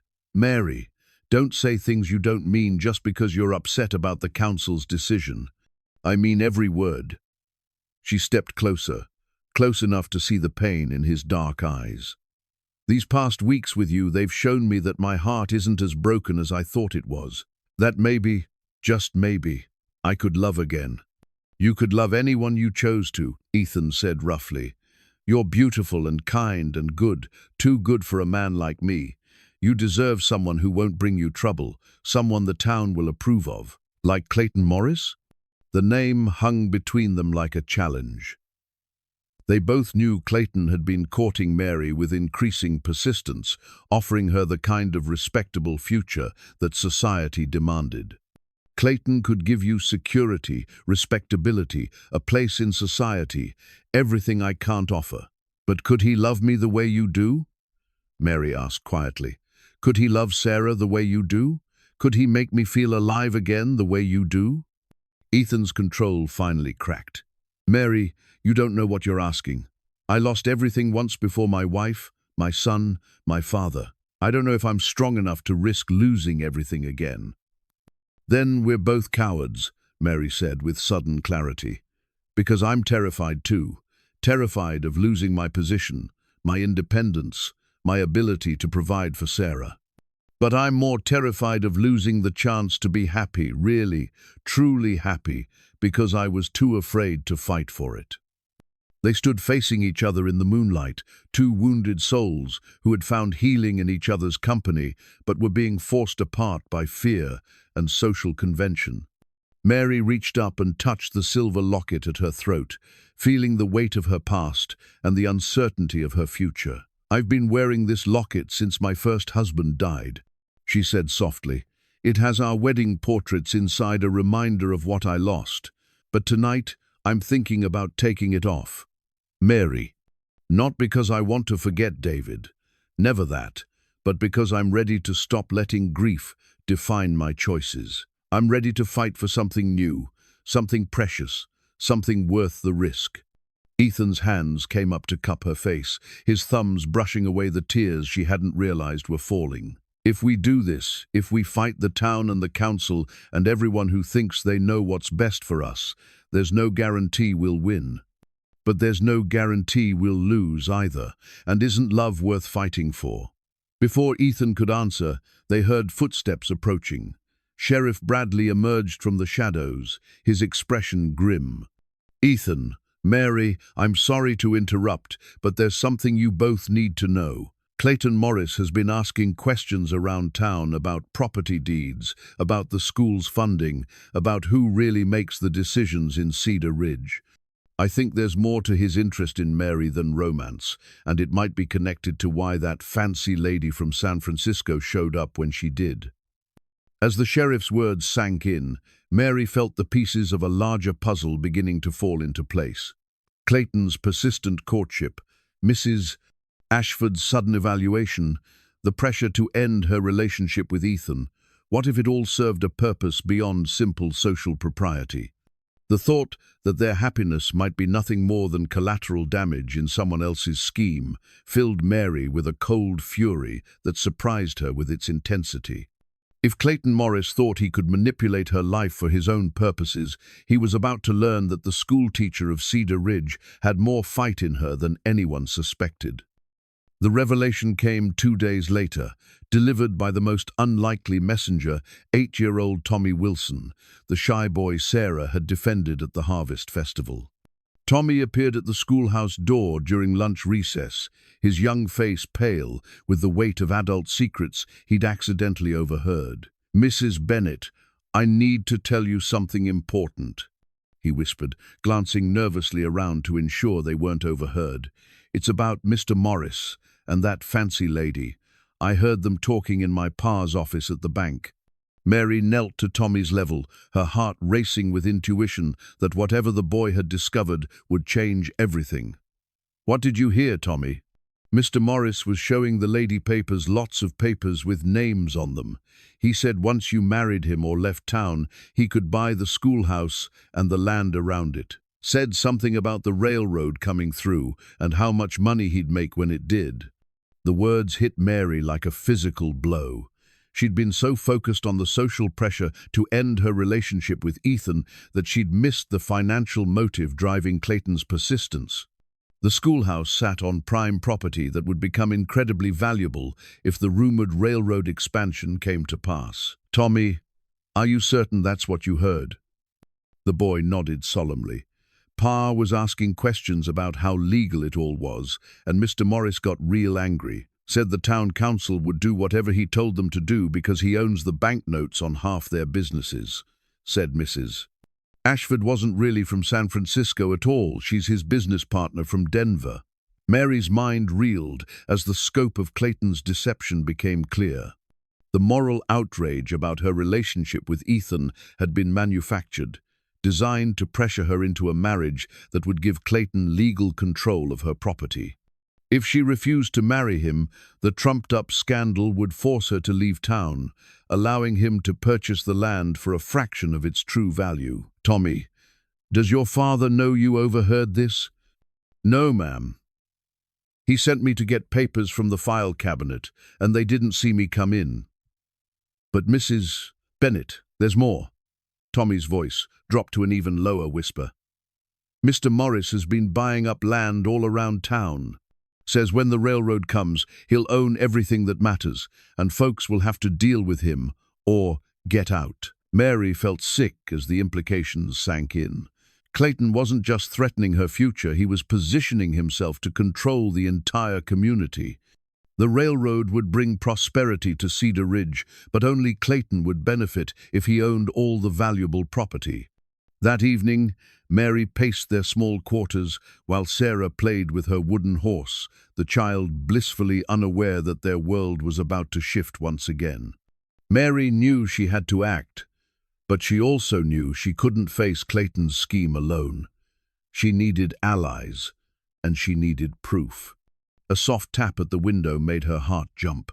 Ethan's familiar silhouette appeared against the glass, and Mary quickly let him in through the back entrance to avoid being seen from the street. I couldn't stay away, he said simply. Something's been bothering me about this whole situation, and I needed to see if you were all right. Mary quickly related Tommy's discovery, watching Ethan's expression grow darker with each revelation. When she finished, he was quiet for a long moment. His jaw, set in the grim line she'd learned, meant he was thinking strategically. It makes sense, he said finally. Clayton's been too persistent, too confident. Men like him don't usually have to work this hard to get what they want unless there's something bigger at stake. But how do we prove it? It's his word against a child's, and Tommy's father works for Clayton's bank. Leave that to me. I know people in Denver, people who might know this, Mrs. Ashford and her real connections. And if Clayton's been falsifying documents or bribing officials, there will be a paper trail. Sarah looked up from her play, sensing the tension in the adult conversation. Are you and Mama going to fight the mean people together? Ethan glanced at Mary, a question in his dark eyes. If your Mama will have me as a partner in this fight. Mary felt the weight of decision pressing down on her. She could accept Clayton's proposal, secure her position, and hope for the best. She could leave town quietly and start over somewhere else. Or she could fight for her home, her community, and the man she was rapidly falling in love with, regardless of the consequences. She reached up and unclasped the silver locket from around her neck, the one she'd worn every day since her first husband's death. With deliberate ceremony, she placed it on the table beside Sarah's drawings, a symbol of her readiness to embrace the future instead of hiding in the past. Yes, she said quietly, I'll have you as a partner. The next morning brought a confrontation Mary had been dreading but now welcomed. Clayton Morris arrived at the schoolhouse with Mrs. Ashford in tow, their confidence evident in every gesture. They clearly expected to find Mary broken by the council's ultimatum and ready to accept whatever terms they offered. Mrs. Bennett, Clayton said smoothly, I trust you've had time to consider your situation. I'm prepared to offer you a solution that would benefit everyone involved. And what solution would that be, Mr. Morris? Marriage, my dear. A union that would restore your reputation, provide security for young Sarah, and allow you to continue your valuable work here in Cedar Ridge. His smile was calculated, predatory. Of course, such an arrangement would require certain adjustments to your living situation. The schoolhouse property would need to be developed for more profitable use. Mary felt her spine stiffen at his casual assumption that she would simply hand over control of her life and property. How generous of you to think of my welfare, Mr. Morris. But I'm curious what makes you so confident that the schoolhouse property will become more valuable in the near future. Something flickered in Clayton's eyes, a momentary uncertainty that confirmed Mary's suspicions. I simply believe in the future growth of our community. Growth that might be accelerated by, say, a railroad line coming through town. Mrs. Ashford stepped forward, her voice sharp with warning. Mrs. Bennett, you seem to be implying something inappropriate about Mr. Morris's legitimate business interests. I'm not implying anything, Mary said clearly. I'm stating outright that Mr. Morris has been manipulating this entire situation for his own financial gain. The moral outrage about my friendship with Mr. Hale was manufactured to pressure me into a marriage that would give him control of valuable property. Clayton's mask of civility finally slipped. You have no proof of any wrongdoing, Mrs. Bennett. And without proof, your accusations are nothing more than the desperate ramblings of a woman facing the consequences of her poor choices. Perhaps, Mary said calmly, but I do have this. She produced a leather portfolio that Ethan had delivered to her just an hour earlier. Inside were documents that painted a clear picture of Clayton's scheme property purchases made through dummy corporations, correspondence with railroad officials about planned routes, and most damning of all, a letter from the real Mrs. Victoria Ashford of San Francisco, expressing confusion about someone using her name and credentials in Colorado territory. You've been very thorough, Mr. Morris, but not quite thorough enough. Clayton's face went white as he recognized the documents, his carefully constructed plan crumbling before his eyes. Where did you get those? Let's just say that men who've lived on the frontier for a long time develop useful connections, Mary replied, thinking of Ethan's quiet network of contacts who had helped gather the evidence. The question now is what we do with this information. Mrs. Ashford, whoever she really was, had already begun edging toward the door, clearly planning to abandon her confederate at the first sign of serious trouble. Clayton noticed her retreat, and his desperation became palpable. You don't understand, he said, his smooth manner cracking. This town is dying. Without development, without progress, Cedar Ridge will be forgotten in 10 years. I'm offering prosperity. You're offering to steal the prosperity and keep it for yourself, Mary corrected, but I'm going to give you a choice. You can leave Cedar Ridge quietly, selling your legitimate holdings at fair market value and never returning. Or we can present this evidence to the territorial authorities and let them decide your fate. Clayton's eyes darted between Mary's determined face and the documents that spelled his doom. For a moment, she thought he might try to bluster his way through, but the fight went out of him as suddenly as air from a punctured balloon. You have no idea what you're giving up, he said bitterly. Hale will never be accepted here. You'll always be outsiders, always fighting for scraps of respectability. Maybe, Mary replied, but we'll be fighting together and for something honest. That's more than you can say. After Clayton and his fake Mrs. Ashford departed in defeated haste, Mary stood alone in her schoolhouse, feeling the weight of victory mixed with the uncertainty of what came next. She'd won the battle for her independence and her community, but the war for her happiness was far from over. Outside, she could see Ethan waiting beside his horse, his patient vigil, a reminder that some fights were worth having and some partners were worth keeping, regardless of what society thought.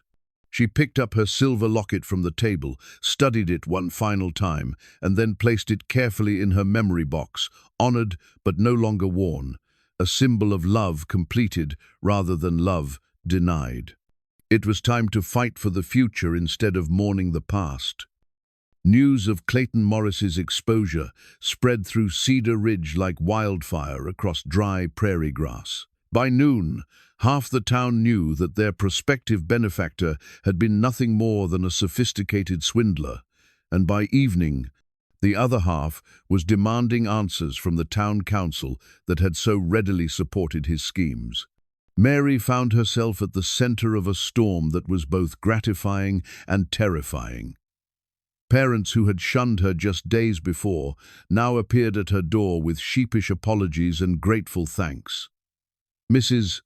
Henderson arrived with fresh bread and the news that 3 council members had already resigned in shame. Even Reverend Phillips stopped by to offer his support, admitting that he'd allowed social pressure to cloud his Christian judgment.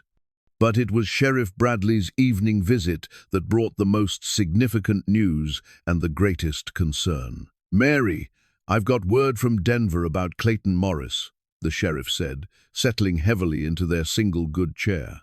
Turns out his real name is Clarence Maddox, and he's wanted for land fraud in 3 different territories. The territorial marshal is on his way to arrest him, but there's a problem. What kind of problem? Mary asked, though she suspected the answer wouldn't be good. Maddox didn't leave town quietly like he promised. He's holed up in the old mining cabin up in Devil's Canyon with 2 hired guns who rode in this morning. Word is he's planning to wait out the marshal, then come back to finish what he started with violence if necessary. Mary felt ice form in her stomach. What does that mean for the town? It means he's desperate, and desperate men do desperate things. He blames you for ruining his plans, and men like him don't take defeat gracefully. Sheriff Bradley's weathered face was grave. I've sent word to the territorial authorities, but it'll be at least 2 days before help arrives. In the meantime, we need to be prepared for trouble.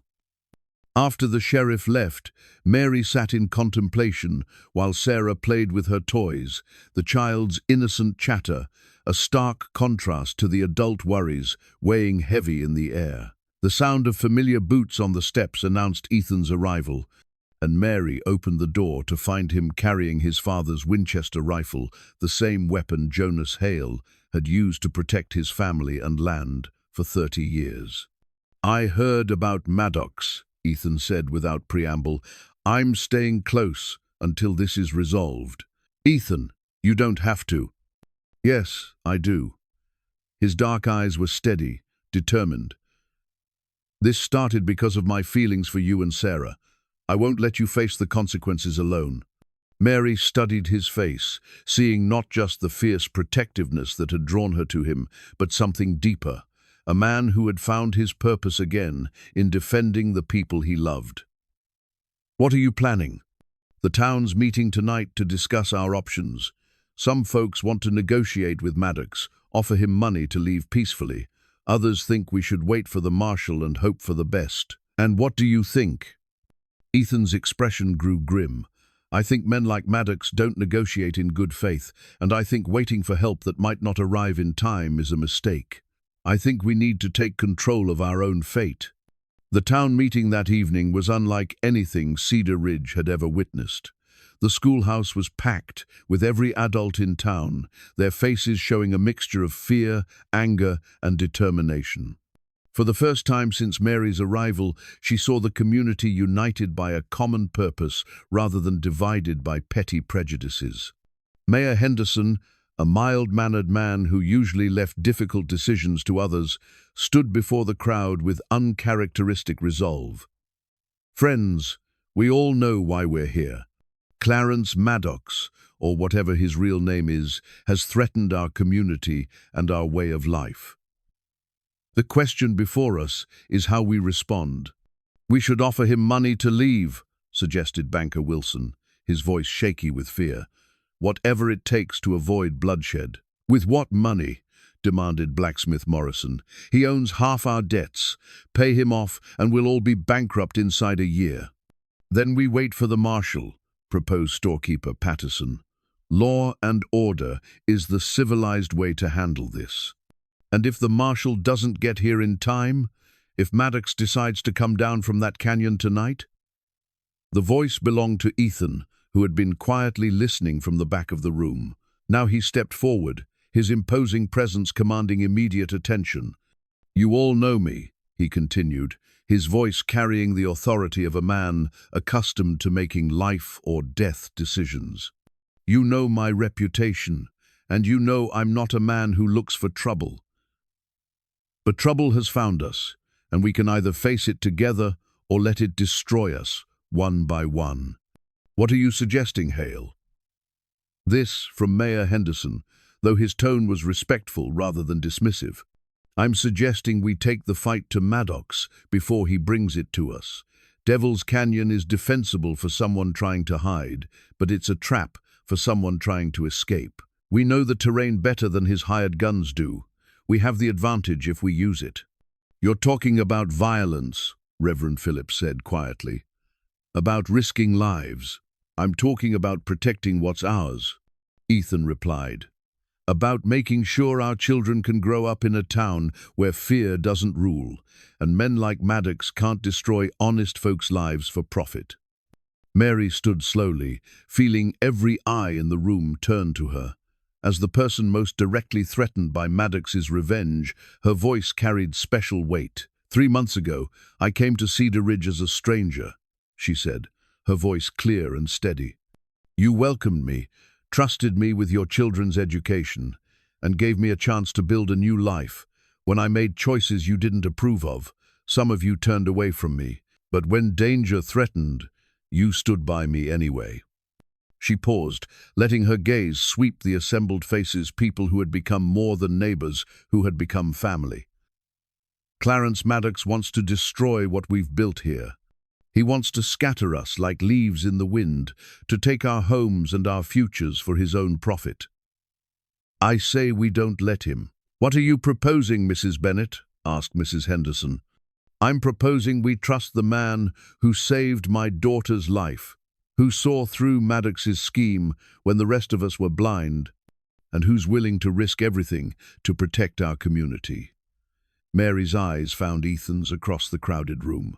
I'm proposing we follow Ethan Hale's lead and take back our town. The murmur that ran through the crowd was electric with possibility and fear.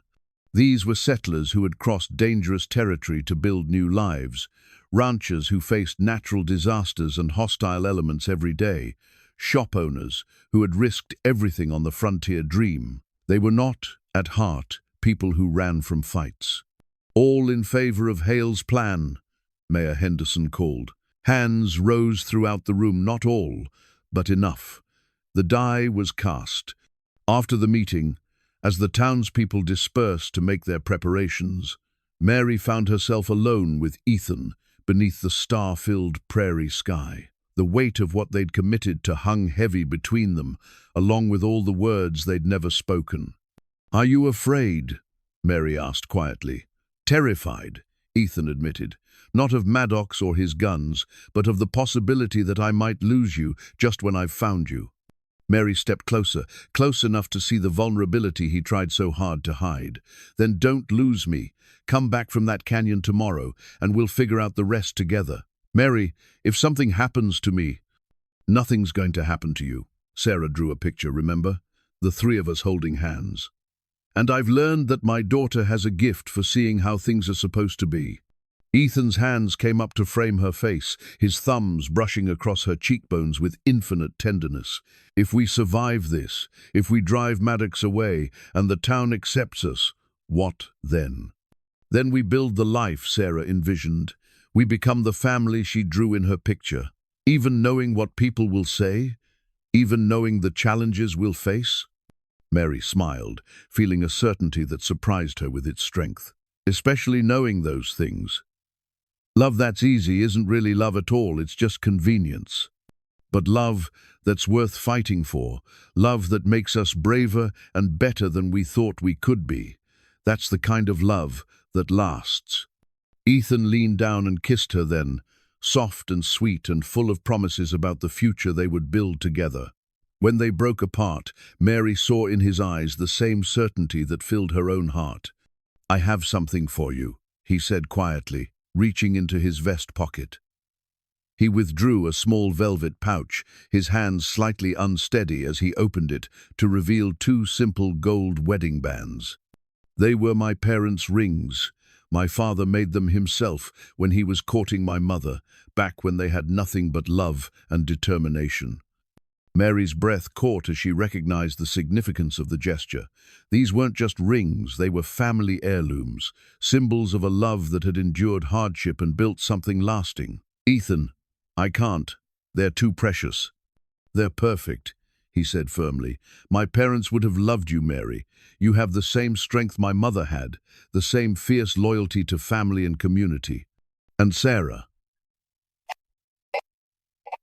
His voice grew soft with wonder. Sarah has the same gift for seeing the best in people that made my father such a beloved man. He knelt then, right there in the dusty street of Cedar Ridge, under the vast Montana sky. Mary Bennett, will you marry me?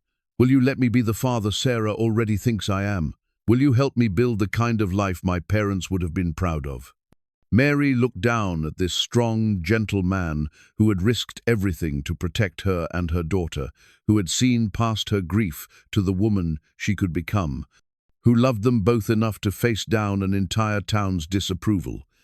The answer came from her heart without hesitation. Yes, Ethan Hale.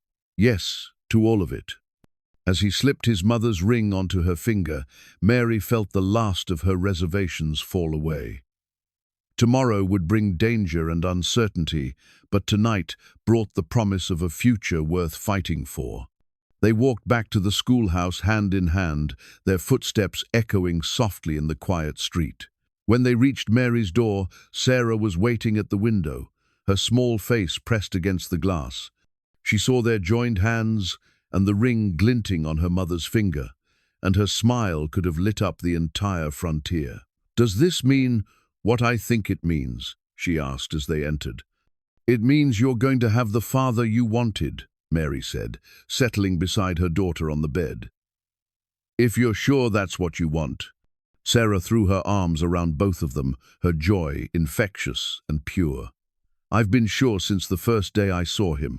I told you he had kind eyes, didn't I?"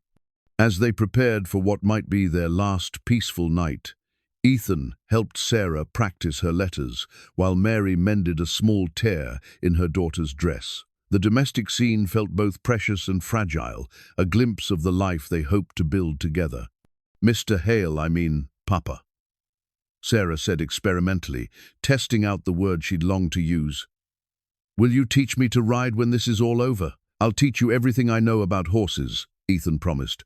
"But first, we have to make sure our town is safe." "You'll be careful tomorrow, won't you? You won't let the bad man hurt you?" Ethan's expression grew solemn as he met the child's worried gaze. "I promise I'll do everything I can to come home to you and your mama. But Sarah, I need you to promise me something too."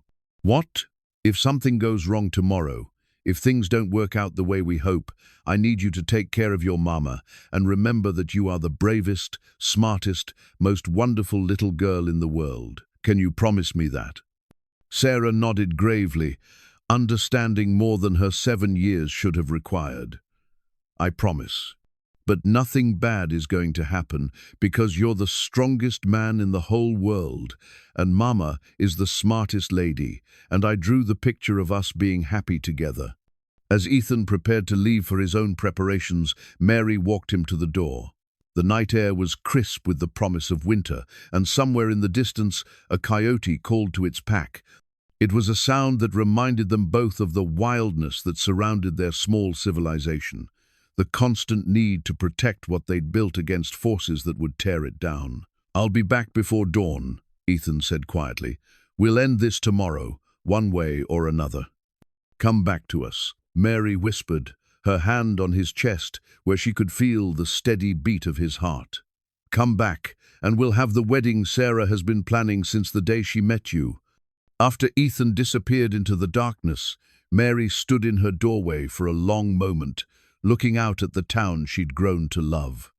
Cedar Ridge wasn't much to look at, a collection of rough buildings scattered along a dusty street, surrounded by the endless expanse of the frontier. But it was home now, the place where she'd found healing and love and the courage to fight for her future.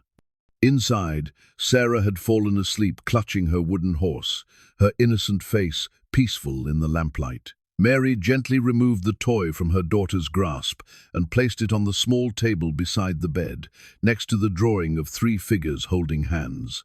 Tomorrow would test every bit of strength and courage they possessed, but tonight they were a family, protected by love and united in hope.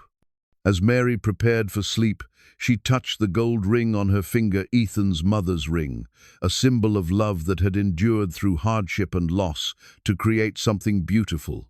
She thought about the woman who had worn it before her, who had faced her own challenges on this same frontier, with nothing but love and determination to sustain her. Tomorrow, Mary would discover whether she possessed the same strength that had carried generations of frontier women through trials that would have broken weaker spirits. Tomorrow, she would learn whether love really could conquer all, or whether some battles were too great for even the strongest hearts to win. But tonight, with her daughter sleeping peacefully beside her and her fiancé's ring on her finger, Mary Bennett allowed herself to believe in happy endings and the power of good people standing together against the darkness. Tomorrow would come soon enough, bringing whatever challenges it held. Tonight was for hope, for love, and for the promise that some things were worth any risk to protect. Dawn broke grey and cold over Cedar Ridge, the kind of morning that seemed to hold its breath in anticipation of momentous events. Mary woke to the sound of the school bell, not its usual gentle call to learning, but the urgent bronze alarm that summoned the townspeople in times of crisis. She dressed quickly and roused Sarah, who understood without explanation that today would be different from all the days that had come before.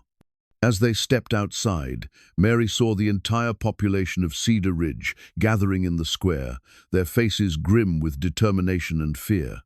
Ethan stood at the center of the crowd, his father's Winchester cradled in his arms, speaking in low, urgent tones to the men who had volunteered to face Maddox. Sheriff Bradley flanked him on one side, Mayor Henderson on the other, their unlikely alliance a testament to how completely the crisis had transformed the town's dynamics. "Remember," Ethan was saying as Mary and Sarah approached, "we're not going up there to be heroes. We're going to end a threat to our community and come home safely to our families. Stay together, watch each other's backs, and don't take unnecessary risks." Mary felt her heart clench as she looked at the faces of the men who would ride into danger. Tom Morrison, the blacksmith, Pete Wilson from the bank, even old Doc Jameson despite his 70 years. These were not soldiers or gunfighters, but ordinary men who had found extraordinary courage when their home was threatened. "Mrs. Bennett," Sheriff Bradley called out, "we need you and the other women to keep watch from the church bell tower.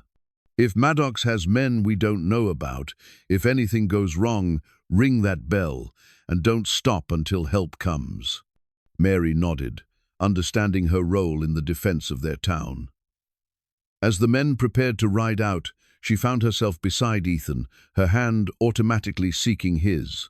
"The plan is solid," he said quietly, though she could see the tension in his jaw. "Maddox expects us to come straight up the main canyon trail. Instead, we'll circle around through Miller's Creek and approach from above. By the time he realizes we're there, it'll be too late for him to escape. And if something goes wrong, then you take Sarah and get as far from here as possible. Promise me, Mary. Don't try to be heroic, just survive." Before Mary could respond, Sarah tugged on Ethan's coat, her small face serious beyond her years. "Papa, you promised to come back to us." Ethan knelt to her level, his large hands gentle as they framed her small face. "I promised to do everything I could, little one, and I will. But I need you to help me by taking care of your mama and being the brave girl I know you are."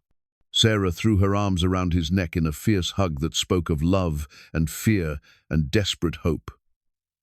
"I'll pray for you, Papa, every minute until you come home." As the men mounted their horses and rode toward the canyon, the women and children of Cedar Ridge climbed to the church bell tower to keep watch. Mary positioned herself at the eastern window, from where she could see the rocky outcropping that marked the entrance to Devil's Canyon. The bronze school bell sat silent beside her, its rope coiled and ready. Mrs. Henderson had taken the western window, while Dr. Jameson's wife watched the north. They were the eyes and voice of their community now, the last line of defense if the unthinkable happened. Sarah sat quietly beside Mary, her wooden horse clutched tightly in her hands. The child had been unusually subdued since the men rode out, as if she understood that the game she'd been playing, the one where the giant cowboy became her papa, had suddenly become terrifyingly real. "Mama, what if the bad man hurts Papa?"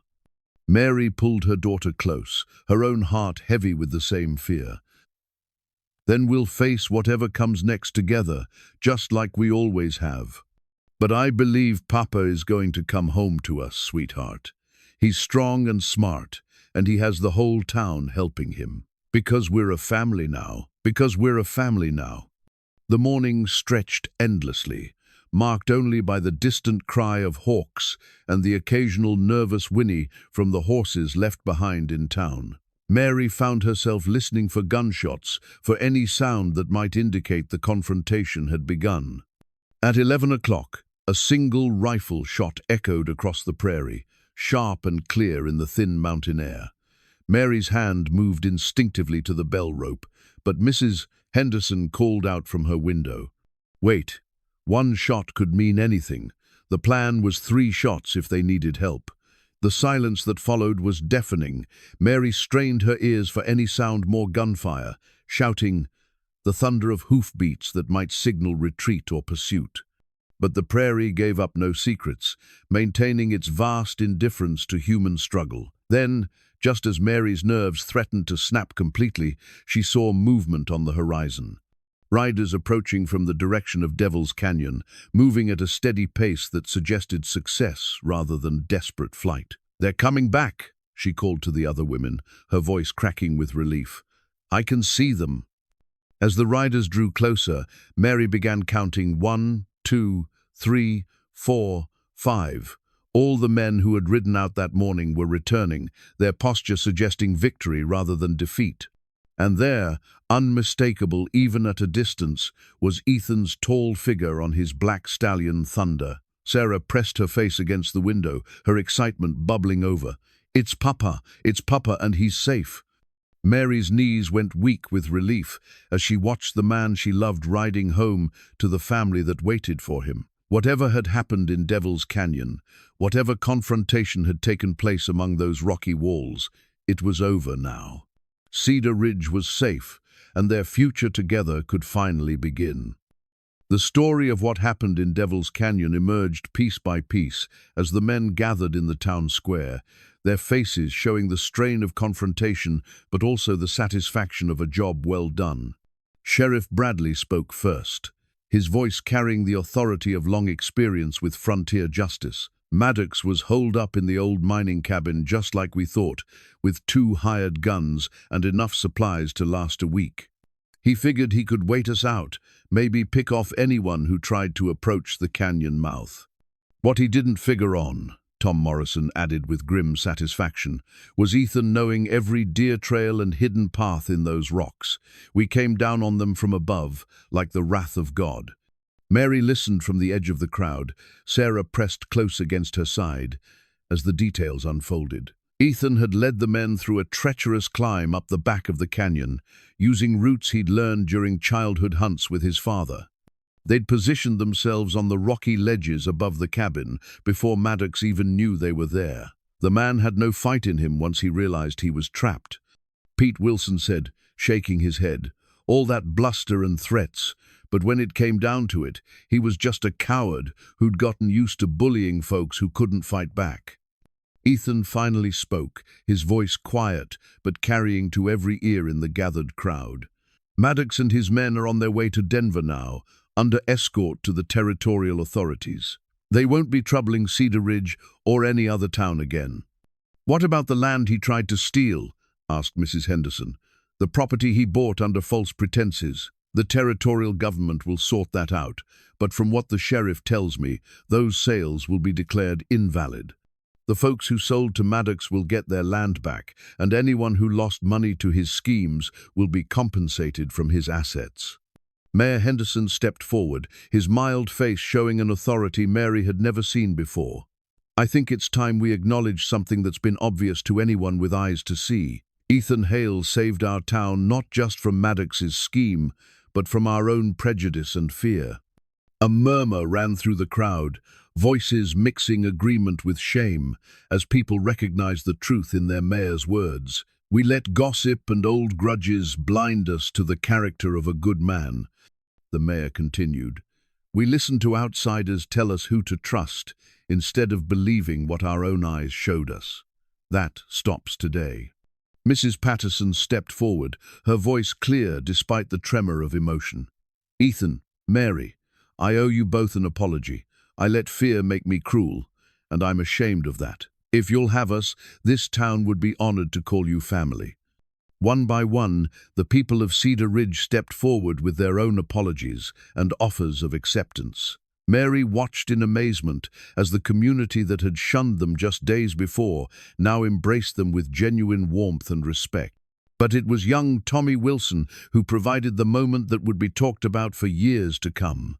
The shy boy who had overheard Maddox's scheme walked up to Ethan with something clutched in his small hands. "Mr. Hale, sir, I made this for you and Mrs. Bennett." He held out a simple drawing, crude but heartfelt, showing Ethan and Mary standing together in front of the schoolhouse, with Sarah between them and the entire town gathered around in celebration. "It's a wedding picture," Tommy explained solemnly, "because my ma says you're going to get married and be the happiest family in the whole territory."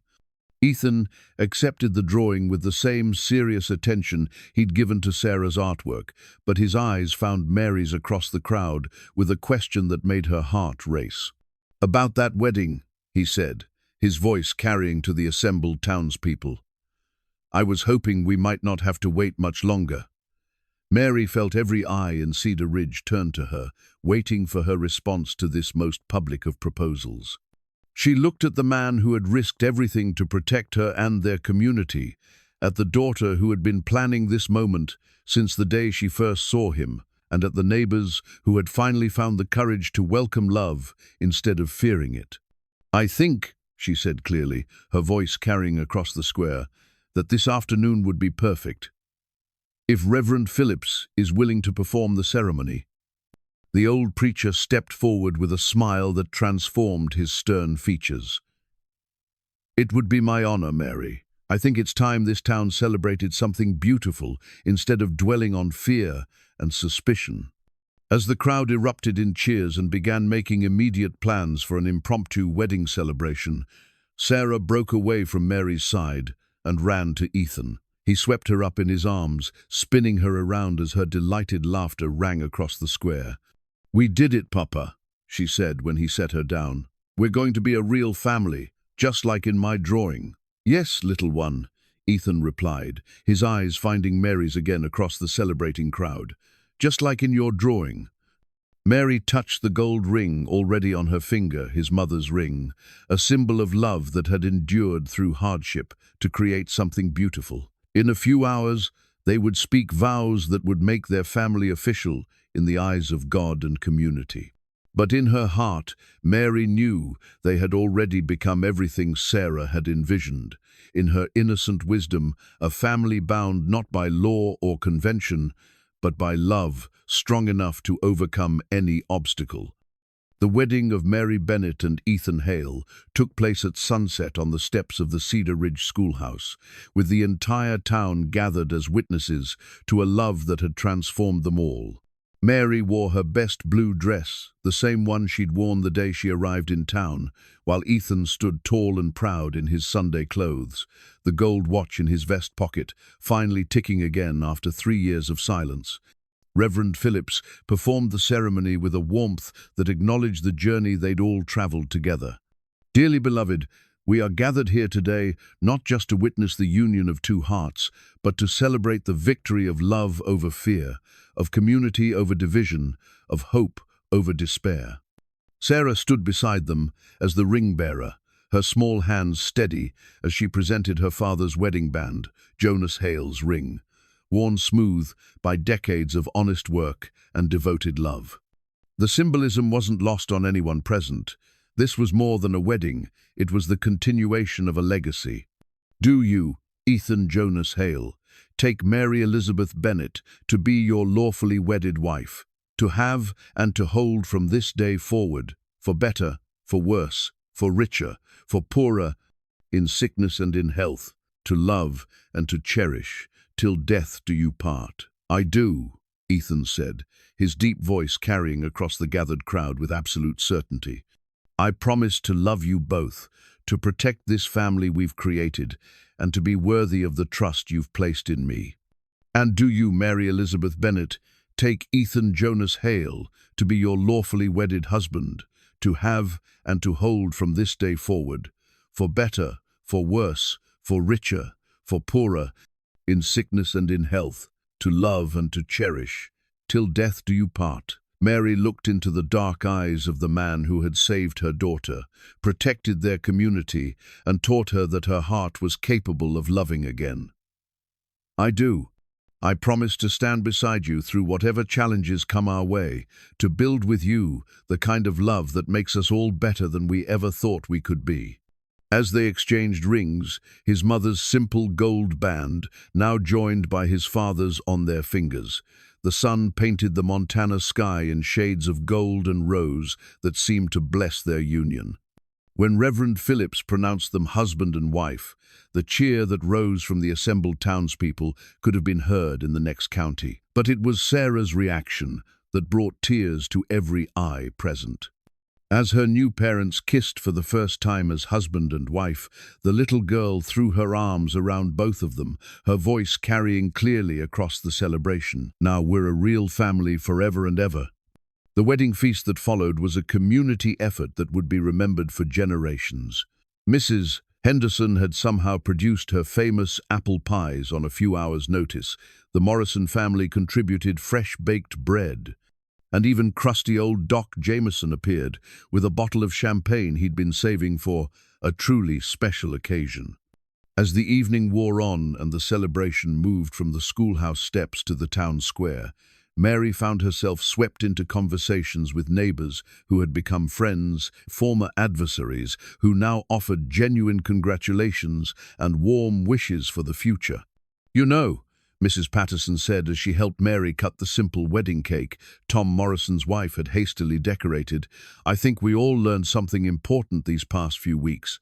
Sometimes the people we think we know the best are strangers, and sometimes the people we fear the most are exactly what we need." Sheriff Bradley raised his glass of punch in a toast that brought the entire celebration to a temporary halt. To Ethan and Mary Hale, and to little Sarah, who saw with a child's wisdom what the rest of us were too blind to recognize. May your love continue to make our community stronger, and may Cedar Ridge always be a place where good people find the courage to fight for what matters most.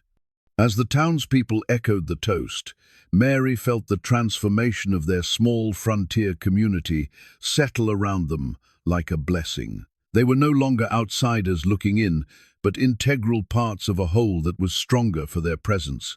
Later, as the celebration wound down and families began to drift toward their homes, the new Hale family sat together on the schoolhouse steps, watching the stars emerge in the vast Montana sky. Sarah had fallen asleep between her parents, her head on Ethan's shoulder and her hand still clutching the wooden horse he'd carved for her with such loving care. "Look at that," Mary said softly, pointing to where Sarah's other hand held a piece of paper, the formal photograph that had been taken during the ceremony, showing three figures standing together in happiness and hope. "She finally got her family portrait," Ethan observed, his arm tightening around his wife and daughter, "though I have to say the reality is even better than her drawing." Mary leaned against her husband's solid warmth, marveling at how completely her life had changed in just a few months. She'd come to Cedar Ridge as a grieving widow with a broken heart and uncertain future. Now she was part of something larger than herself, a family bound by love, a community strengthened by adversity, and a future bright with possibility. "Ethan, what made you finally open your heart again? After everything you'd lost, what made you willing to risk loving us?" He was quiet for a moment, considering the question with the thoughtfulness she'd grown to love. When he spoke, his voice carried the weight of hard-won wisdom. "Sarah did. That first day when she looked at me and saw something worth saving, I started to believe that maybe the worst thing that could happen to me wasn't losing love again. Maybe it was never having the courage to love at all." As if summoned by the sound of her name, Sarah stirred slightly, mumbling sleepy words that made both parents smile. "Are we home now, Papa? Are we really, truly home?" "Yes, little one," Ethan said softly, pressing a kiss to her golden hair. "We're home." And as the three of them sat together under the endless frontier sky, surrounded by the peaceful sounds of a community at rest, Mary knew that sometimes the most powerful truths came from the mouths of children. Sometimes Love really could heal all wounds, bridge any gap, and transform strangers into family. Sometimes, when you had the courage to fight for what mattered most, you discovered that the heart's capacity for happiness was as vast and unlimited as the Montana sky above them. In the distance, the pocket watch in Ethan's vest kept perfect time, marking moments that would stretch into years of shared joy, marking the heartbeat of a love that would endure whatever challenges the frontier might bring. They were home, all of them, and they were finally, completely whole.